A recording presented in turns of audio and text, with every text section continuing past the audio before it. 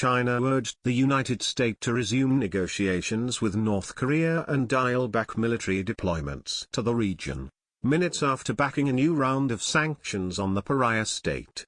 A new United Nations Security Council resolution, drafted by the United States in consultation with China, could cut North Korean exports by $1 billion, about one-third of the country's annual exports.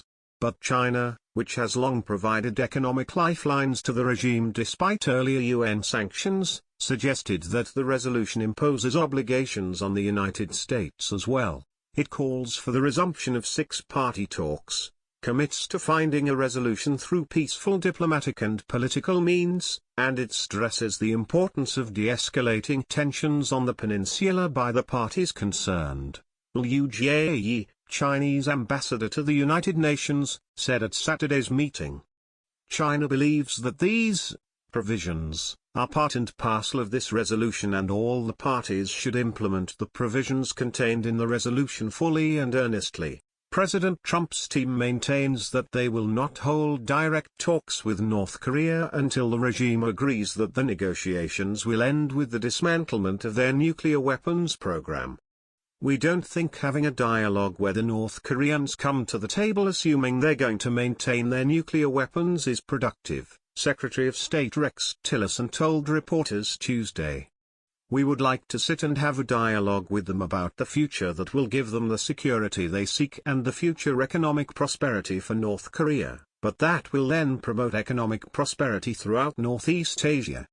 Liu alluded to those comments and said that the United States needs to take concrete steps to prove their sincerity. He took particular aim at American military exercises with South Korea and the deployment of a missile defense system that China fears could be used against their own weapons.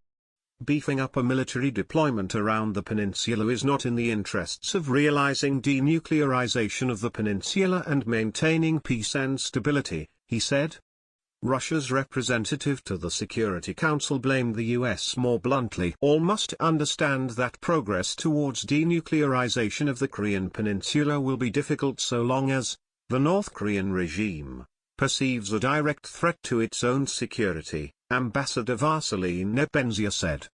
For that is how the North Koreans view the military build-up in the region, which takes on the forms of frequent, wide-ranging exercises and maneuvers of the US and allies as they deploy strategic bombers, naval forces, and aircraft carriers.